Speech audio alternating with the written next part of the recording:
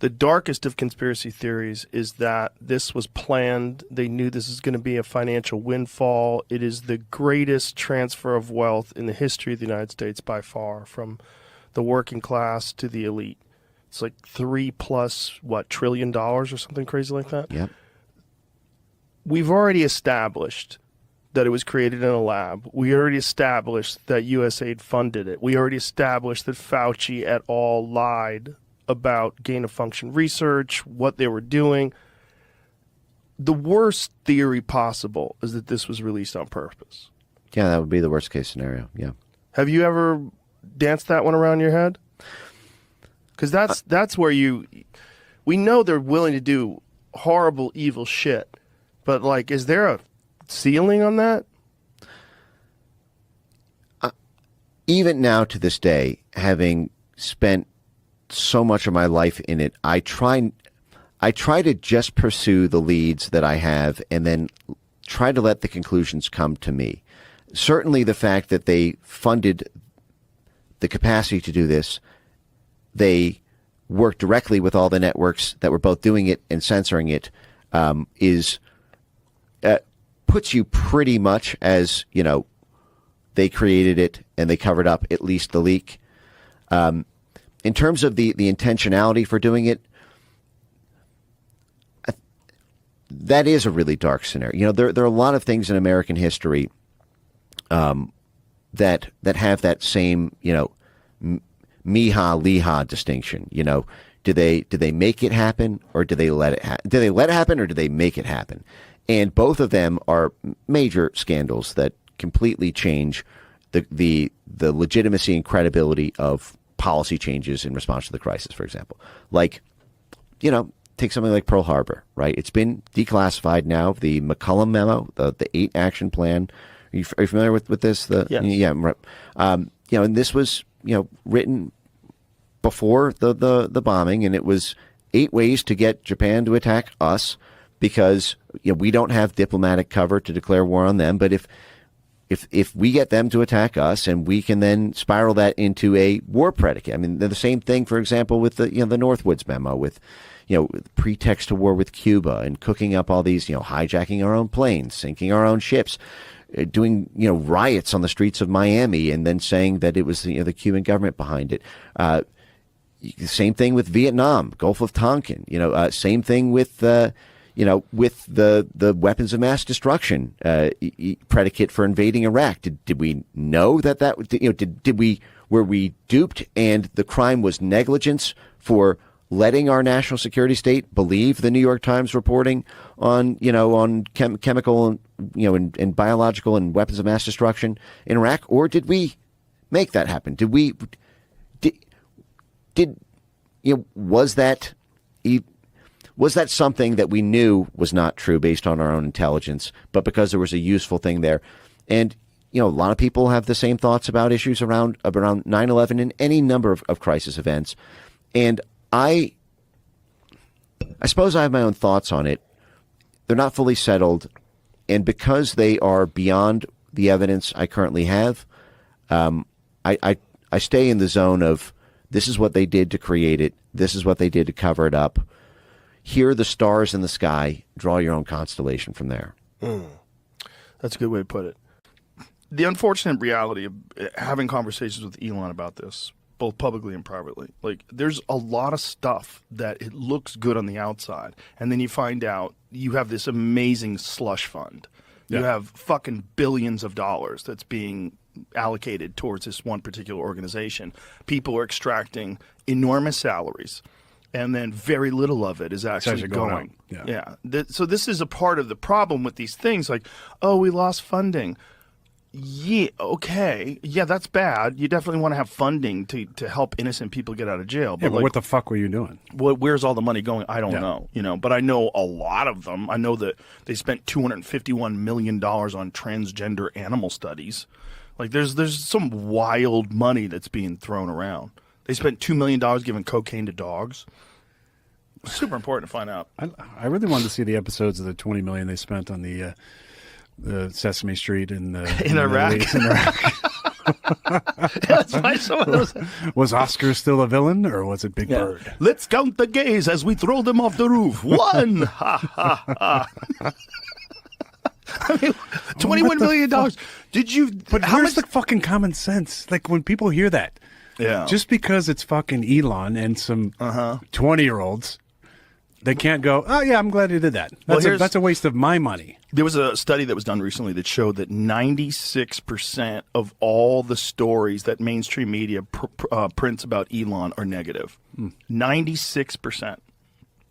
Meanwhile, the guy saved those fucking people trapped up in space. Yeah. You didn't hear a peep about And the shit he that. does when there's natural disasters with the Starlink. Oh, yeah. He's revolutionizing space travel, revolutionizing satellite internet capabilities and the availability all over the world.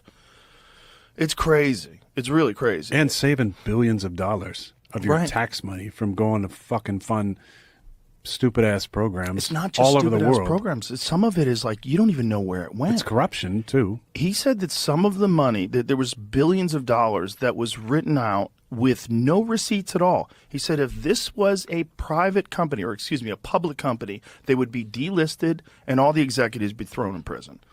But in the government, it's just like standard practice. How business come as nobody usual. has gone to prison? That's one of my main questions for Trump and the administration. It's a good question. Well, What's going on?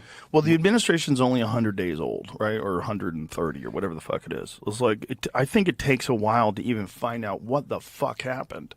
I don't know. You know, I've had conversations with people about it, and it's like, Jesus, like just trying to get the documents, like when they're trying to get the Epstein files, like the state of New York, one of the district attorneys was they were hiding documents. They'd have forced them to give documents. I think there's so many fucking powerful people that are on those lists. There's so many powerful people that went and partied. Air quotes, partied. And how many of them went to the Diddy parties? Have you been paying attention to the trial? Oh, yeah. Trials. Wild. Why don't they air it the same way they aired the coverage that Johnny maybe Johnny Depp got? I know. Why don't they? I don't know. They should. The ratings would be amazing. Unreal. Yeah. Like, what are you doing? Why wouldn't you air that? What's going to happen, though, you think? Well, Diddy's going to be in jail for the rest of his life. I think he's probably going to get Think he's hit going to up. sing, though? I don't know. I don't even think it matters. I mean, it's a lot of it is. But then it's just another There's- Epstein. there's It's another murder Ghislaine Maxwell, where there's somebody gets murder indicted and cases. nobody else. Indicted for trafficking kids to Right. no to, one. to no one. Right.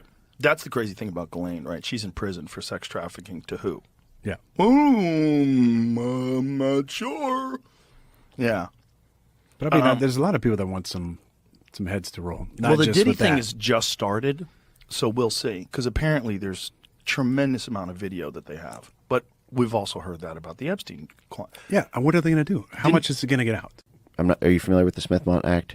Is that the 2011, 2012 thing where Obama allowed people to use propaganda against United States citizens? Yeah, that was what was done then under Obama was the effective repeal of it. It was called the Smith-Mont Modernization Act, but the modernization got rid of the whole purpose of it, the firewall, because at the time the media and media control was seen as the linchpin crux of winning the Cold War, piping in pro-U.S. Media influence because everything moved after World War II from kinetic warfare and military occupation. You know, we used to militarily occupy the Philippines, for example, after we won the Spanish-American War, but that was banned under international law. Territorial acquisition by military force in 1948. So we had to win elections, and we had to influence the passage of laws in foreign countries by having an apparatus inside those countries that influenced the hearts and minds of people, which influenced who they voted for, which then determined the government. So you had to move towards political vassalage rather than military occupation. And what the Smith-Mont Act did is, simultaneous with the creation of this in 1948, Congress recognized the Frankensteinian monster they were creating by authorizing a covert, permanent Department of Dirty Tricks, and this is their phrase, not mine, to do this cloak and dagger, to to infiltrate and co-opt the universities, the unions, the media, the politicians, the judges, the whole swarm army. You know, what I have been calling for a long time the USAID Truman Show, because it's, you know, these people in these foreign countries have no idea, you know, how many of the things they interact with that are effectively a movie set being constructed by the U.S. State Department and its sister influence orgs. But the point that I'm getting at here is the Smith-Mundt Act in 1948 said, okay, you guys can do this. State Department can do this. CIA can do this. USAID, when it came along 13 years later, could do this. But so there was a guy named Frank Wisner who was known as one of the godfather figures of the CIA. He's known for creating what was called the Wisner's Wurlitzer, which was it's like a church organ, and that he would brag that he could play the international media like a symphony to make any media narrative go viral in any country on earth because of the suite of CIA proprietary media functions and its distribution network, especially when the U.S. had first mover advantage in radio and print. It's basically the U.S. and U.K. were the only games in town, really, in having robust radio, film, TV, and print media. So the Smith-Mundt said, okay, you can do that abroad. You can plant fake news stories in France. You can, have propaganda blare into Africa or Western Europe or Central Asia, but that can't come home. You can't psyop our own people with your propaganda organ abroad, because the whole point of authorizing this is that we get cheaper gas, we get import-export markets, you know, we get a high standard of living, because if a foreign government doesn't want to give up its resources or allow a U.S. military base or allow joint partnerships or exports of goods or U.S. multinational corporations to operate there, then the American people suffer economically. So it was always designed to say, listen, you can do this dirty stuff abroad, but it can't come home. We have and even that protection, which lasted for 70 years, and we only lost it a decade ago. We're up against a much actually deeper, darker problem with this USAID scandal, and as people will see increasingly, the scandals that will break open at the Pentagon and the State Department, which is that we have a Smith-Mundt problem for funding and operations. It's not just propaganda. The blob, our foreign policy establishment, can fund groups that effectively work with prosecutors domestically, or that work at media, dual use. We give them foreign grants to do media propaganda abroad, but they operate here. Or social media censorship, to coerce foreign countries to pass foreign censorship laws that explicitly and are intended to attack U.S. social media companies and in U.S. peer-to-peer speech. So we need that protection. If we're going to keep this function at all, we need a hard firewall and absolute grotesque penalties for any violation. If you enjoyed today's episode on JRE Plus, don't forget to give it a thumbs up and share your thoughts in the comments below. Thank you.